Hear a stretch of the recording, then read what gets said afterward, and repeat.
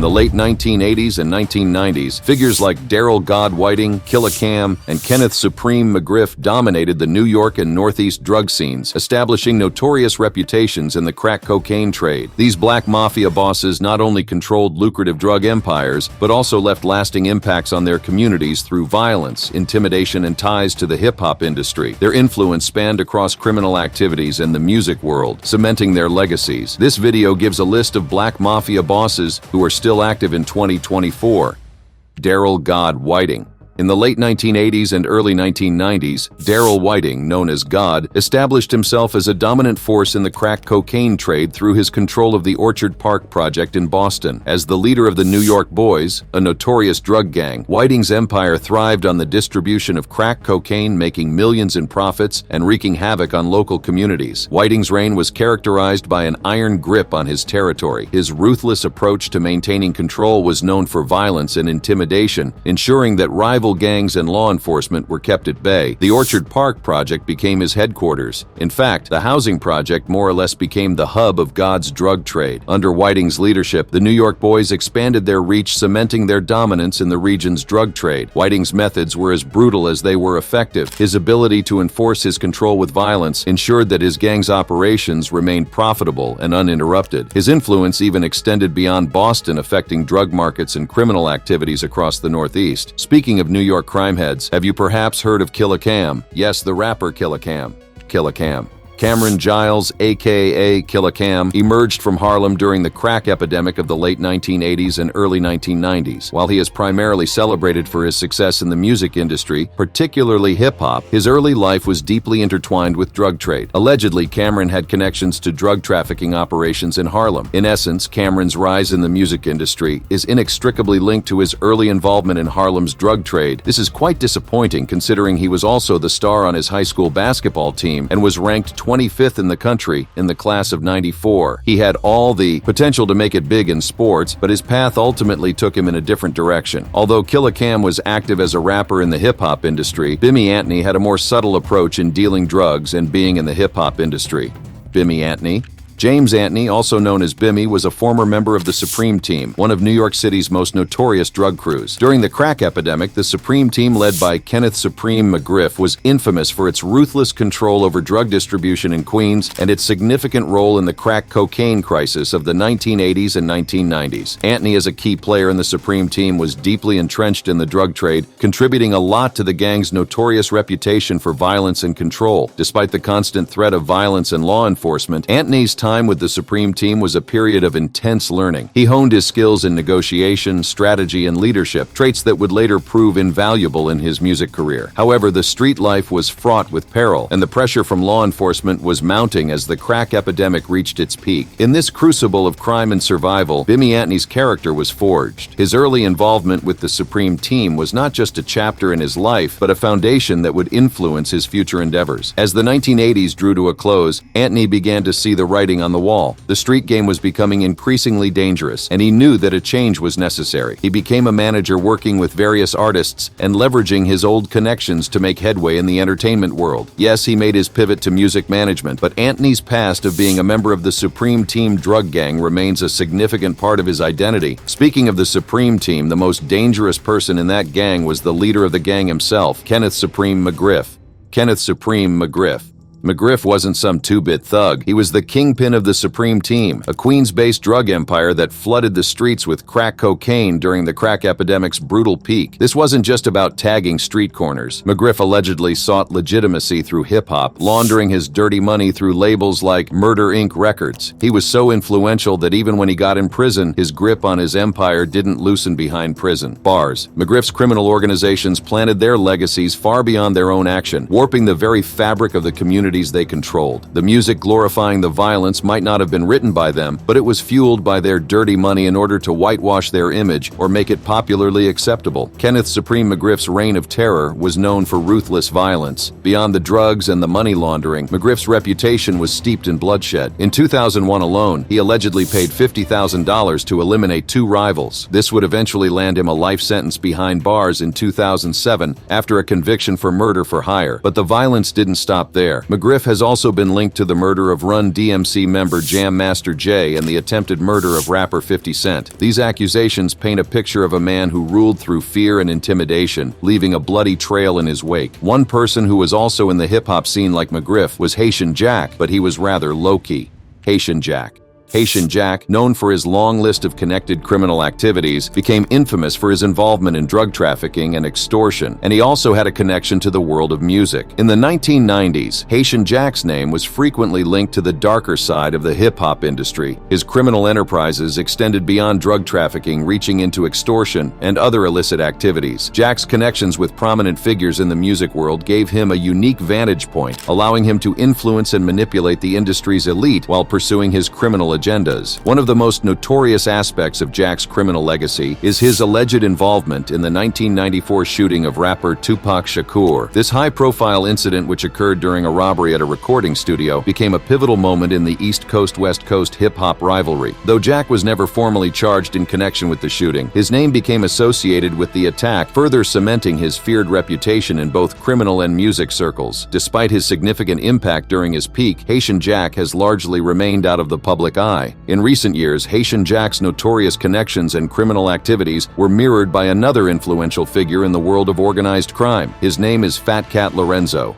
Lorenzo Fat Cat Nichols. Lorenzo Nichols dominated the drug scene in Queens with a formidable presence and led one of the largest and most influential cocaine trafficking operations. His headquarters, Big Mac's Deli, served as the nerve center of his operations, a legitimate front for his illicit activities. The deli, inherited from his then father-in-law, provided the perfect cover for Nichols's growing empire. Despite his criminal activities, Nichols maintained a complex persona. To some, he was a ruthless drug lord, while to others, he was a charismatic leader who commanded loyalty and respect. His dual nature allowed him to navigate the treacherous waters of the criminal underworld with ease, solidifying his position as one of the most powerful figures in the Queens drug trade. Nichols was at the heart of the crack cocaine epidemic that gripped New York City. His organization's extensive network was responsible for flooding the streets with cocaine, significantly impacting the city's drug crisis. At its peak, Nichols's organization was a well-oiled machine, with operations extending far beyond the confines of Queens. The network was vast, encompassing a wide array of individuals who played various roles in the distribution chain. From street-level dealers to high-ranking lieutenants, each member of the organization was carefully selected and vetted to ensure loyalty and competence. Nichols's operation was known for its violent enforcement methods and deep ties to other criminal factions. His approach to maintaining control was both aggressive and strategic, ensuring his organization's dominance in the drug trade. The brutality associated with his crew and their ability to outmaneuver rivals made them a feared presence in the city's criminal underworld.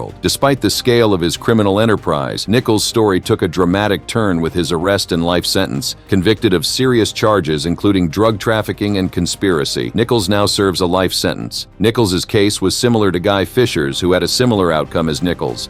Guy Fisher's rise began in the early 1970s when he became a leader of the Council, an influential African-American crime organization that wielded significant power in Harlem's heroin trade. Fisher's strategic acumen and ruthless enforcement cemented the Council's position as a key player in the heroin trade, generating for him substantial wealth and influence. Fisher's criminal activities were not confined to the drug trade alone. Under his leadership, the Council was involved in a range of illicit enterprises, including racketeering and violent crimes. Fisher's operations held full control over Harlem's drug distribution networks. One of the most striking aspects of Fisher's legacy was his acquisition of the Apollo Theater in Harlem in 1977. Fisher made headlines by becoming the first black owner of this iconic venue. That was a very bold move from him, because the purchase of the Apollo Theater was not just a financial achievement, but a symbol of Fisher's substantial influence and status within the community, and it brought many watching eyes upon him. Fisher's empire faced significant scrutiny as law enforcement intensified its efforts to combat organized crime. The investigations into the Council's operations culminated in a high-profile trial that exposed the full extent of Fisher's criminal activities in 1984. Fisher was convicted of multiple serious charges, including racketeering, drug trafficking, and murder. Fisher was sentenced to life in prison without the possibility of parole, marking a dramatic end to his reign as a crime lord. His life sentence was commuted in 2020 when he was released on a medical pardon. Guy Fisher held as much influence in the criminal world as Rayful Edmond.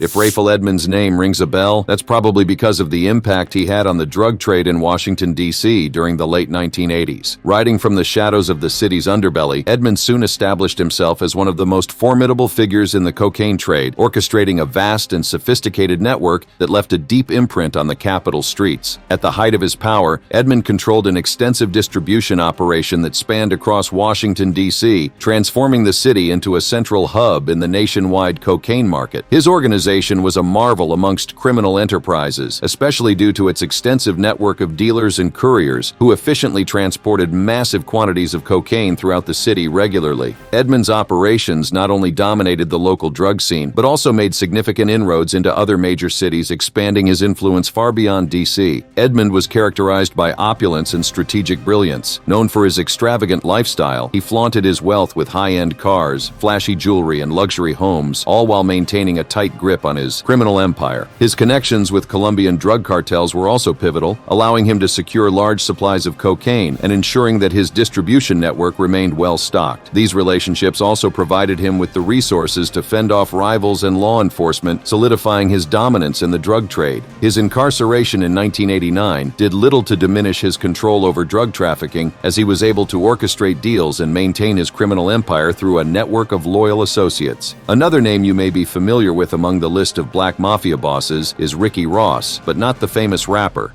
Ricky Ross. Ricky Ross, popularly known as Freeway Ricky Ross, was once a prominent figure in Los Angeles' drug scene. He orchestrated an extensive cocaine trafficking operation that had far-reaching effects across the United States. During the 1980s, Ross built an empire by distributing massive quantities of cocaine, which significantly influenced the drug trade and contributed to the crack epidemic that swept through many American cities. Ross's operations were not just about the sheer scale of drug distribution, they were also intricately linked to high-level political scandals. His trafficking activities became entangled with the Iran-Contra affair, a major political scandal involving illegal arms and covert operations by the Reagan administration. This connection cast Ross in a controversial light, highlighting the intersections between crime and politics and amplifying his notoriety. Despite his arrest and subsequent incarceration, Ross's story did not end with his time behind bars. After serving his sentence, Ross re-emerged as a reformed figure, using his experiences to speak about his past and the broader implications of drug trafficking.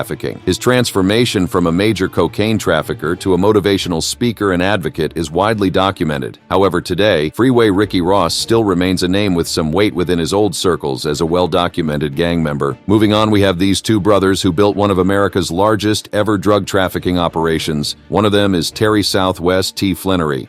Terry Southwest T. Flannery, co-founder of the Black Mafia family, Terry was instrumental in building one of the largest and most notorious drug trafficking organizations in the U.S. The Black Mafia family's influence in the drug trafficking industry was unparalleled. Their ability to move large quantities of cocaine across state lines with precision and speed set them apart from other criminal organizations. Terry's strategic acumen and attention to detail were instrumental in maintaining the integrity of the distribution network. He implemented strict protocols for communication and transportation, minimizing the risk of interception by law enforcement. During the early 2000s, the Black Mafia family, aka BMF, had operations that were extensive, focusing on distributing massive quantities of cocaine across the country. Their reach extended far beyond traditional drug markets, as they also engaged in significant money laundering activities. The Black Mafia family's expansion was not limited to drug trafficking alone. The organization also sought to establish a presence in the legitimate business world, using BMF Entertainment as a front for money laundering and as a means to gain credibility in the hip-hop industry. This strategic integration allowed BMF to blend criminal operations with a legitimate business facade, amplifying its influence and profitability. Their association with the hip-hop world was not just a cover, but a key component of their strategy, using the industry to launder money and expand their reach. He ruled alongside his brother Demetrius Big Meech Flannery.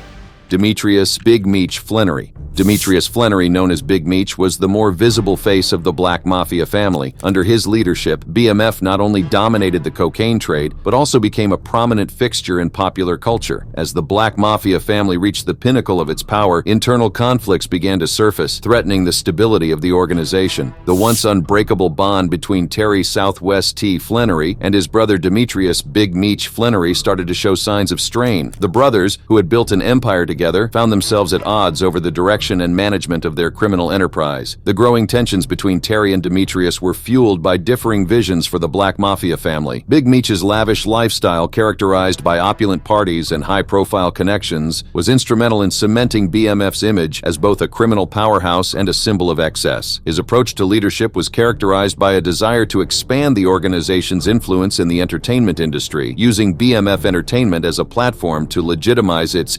operations. Terry, on the other hand, was more reserved and focused on the logistical aspects of the business. He was concerned that Demetrius's excessive partying and public persona were drawing unwanted attention to their activities. Terry's cautious nature clashed with Demetrius's more audacious style, leading to disagreements over how the organization should be run. These internal conflicts began to impact the Black Mafia family's operations. The once cohesive organization started to experience divisions, with members aligning themselves with either Terry or Demetrius. This division threatened the efficiency and security of their distribution network, as communication and coordination between the different hubs became increasingly strained. The tension between the brothers reached a boiling point around 2003. Terry, frustrated with the direction the organization was taking, decided to distance himself from Demetrius and head his own operations in Los Angeles. This decision marked a significant turning point for the Black Mafia family, as it effectively split the organization into two factions. Flannery's knack for integrating BMF into the entertainment industry was a key factor in the group's success by leveraging connections with high-profile celebrities and investing in the music industry. He ensured that BMF's name was synonymous with wealth and influence. This strategic branding helped the organization launder money effectively while building a larger-than-life reputation. Despite being sentenced to life in prison, Big Meech's influence is said to extend far beyond the confines of the prisons because the BMF still operated without him in the helm of affairs physically. Big Meech, who was sentenced to 30 years in prison alongside his brother Demetrius in 2008, after being convicted on several counts of criminal conspiracy and money laundering for his involvement in the Black Mafia family crime ring, was released from a Florida prison on October 15, 2024, but must serve the remainder of his sentence, which was reduced from 360 to 292 months over the course of his imprisonment in a halfway house. Big Meech is highly regarded by the feds because he never took a plea deal or snitched on his co-conspirators. His projected release date from the halfway house is January 27, 2026, after which he will be subject to supervised release. Men are usually mafia bosses, but what female mafia bosses? Like Jemiker Thompson. Jemiker Thompson, often known by her alias Jika Thompson, stands out as a major player in the crack cocaine trade during the 1980s and early 1990s. Jemiker Thompson's rise to prominence in the drug trade was aided by her adept handling of a large-scale cocaine distribution network operating in Los Angeles. Her organization was notorious for its efficiency and extensive reach. At her peak, she was managing an operation that spanned across various levels of distribution. Her network was not only extensive, but also remarkably organized, showcasing her strategic acumen in a male-dominated industry. During the height of her criminal career, Thompson's operation was known for its influence on the local and national drug markets. Thompson's organization was responsible for a significant volume of crack cocaine, contributing to the broader crisis that affected communities throughout Los Angeles and beyond. Despite her criminal achievements, Thompson's career eventually came to a dramatic halt with her arrest and subsequent imprisonment. She served a lengthy sentence for her involvement in drug trafficking, and her time in prison was known for significant legal battles and media attention. Reflecting on the high-profile nature of her case, few can deny Jemiker Thompson's influence in the LA criminal world. She held nearly the same kind of influence Jeff Fort did in Chicago. Jeff Fort, the notorious founder of the El Ruck Street Gang, certainly made his mark as a fearsome figure in Chicago's underworld, or Chirac as it's sometimes called. Chirac is a clever play on words combining Chicago and Iraq. Chirac is used to refer to the violent side of Chicago in reference to the war-torn Iraq. In the late 1970s, Jeff Fort established the El Rucks, a gang that quickly rose to infamy for its brutality and indiscriminate criminal activities. Fort's organization was deeply involved in not only drug trafficking, but also extortion and a litany of violent crimes, making it one of Chicago's most significant and feared gangs. Under his leadership, the El Rucks became synonymous with violence and criminal enterprise, operating with a ruthlessness that left a lasting imprint on the city's criminal landscape. Fort's gang was notorious not just for its street-level operations, but also for its involvement in high-profile violent incidents. The El Rucks' criminal activities extended into drug trafficking networks, where they played a major role in distributing narcotics throughout Chicago. Their influence was further cemented by their participation participation in organized extortion and other violent crimes, solidifying Fort's reputation as a central figure in the city's underworld. In the mid-1980s, Fort's hold on the city began to weaken as law enforcement intensified its crackdown on gang activities. Jeff Fort was convicted on federal charges, including drug trafficking, racketeering, and conspiracy. The high-profile nature of his crimes, coupled with his connections to other criminal enterprises, ensured that his case drew significant attention. Fort was sentenced to life in prison, but his influence did not diminish. He and his organization continue to have influence on the Chicago crime scene. A more dangerous criminal than Fort, who ironically appears to be a hero for many people, is Larry Hoover.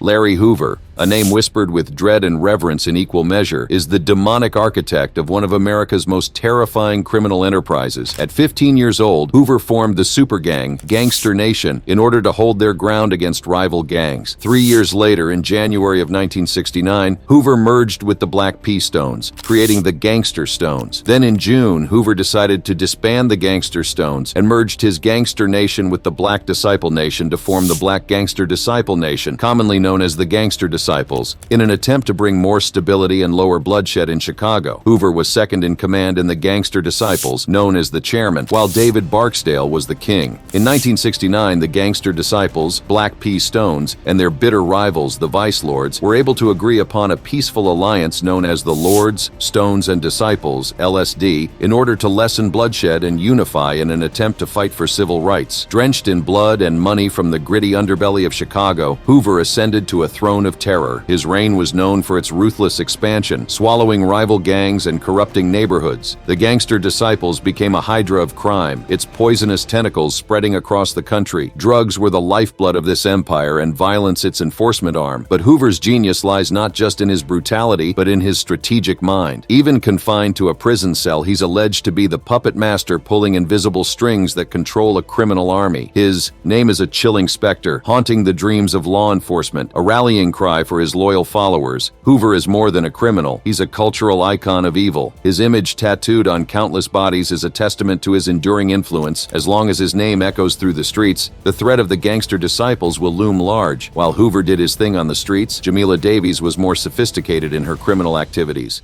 Jamila Davis was navigating the corridors of power, scamming wealthy investors and banks out of millions. During the early 2000s, Davis became infamous for her involvement in a complex web of fraudulent loans and fake real estate deals. Her scheme was intricate, relying on falsified documents, inflated property values, and the help of high-profile accomplices who helped give her crimes a veil of legitimacy. Davis was no small-time con artist. She operated within elite circles, using her connections to boost her credibility and execute her fraud on a massive scale. Her criminal enterprise left a trail of financial ruin affecting countless victims and shocking financial institutions that had fallen for her lies, but like all empires built on deception, it eventually came crashing down in 2008 when law enforcement caught up with Davis and she was convicted and sentenced to prison. Her multi-million-dollar empire of lies crumbled, but her story didn't end there. After serving her time, Davis emerged from prison with a new outlook, at least that's what she says. She reinvented herself as a motivational speaker and author, sharing her story of redemption and transformation through her books and speaking engagements. Davis claims to have turned over a new leaf, offering insight into the mind of a woman who once thrived in the dangerous world of financial crime. Davis had a switch in fortunes, moving from criminality to legal businesses, just like Jay-Z. No bigger case exemplifies the drug dealer to successful rapper story than that of Sean Corey Carter. Before becoming a global icon and billionaire, Sean Carter, known as Jay-Z, walked a path through Brooklyn's drug scene, allegedly involved in drug dealing. The absence of a father figure in his life growing up left a void, and young Sean sought solace in the streets of Marcy. It was here that he first encountered the world of drug dealing, a harsh reality for many in his community during the crack cocaine epidemic of the 1980s. The allure of quick money and the need to support his family drew him into the trade, where he quickly learned the ropes of hustling. During his youth, Jay-Z's early life included his participation in the street economy of Brooklyn, which heavily influenced his early music. Despite his success and the public image of a refined businessman, the rumors and stories of Jay-Z's past continue to circulate. These stories add an air of mystique to his persona. His weed company monogram certainly doesn't help that clean image either. This brings us to the end of the list. If you enjoyed it, do well to click on any of the cards displayed on your screen.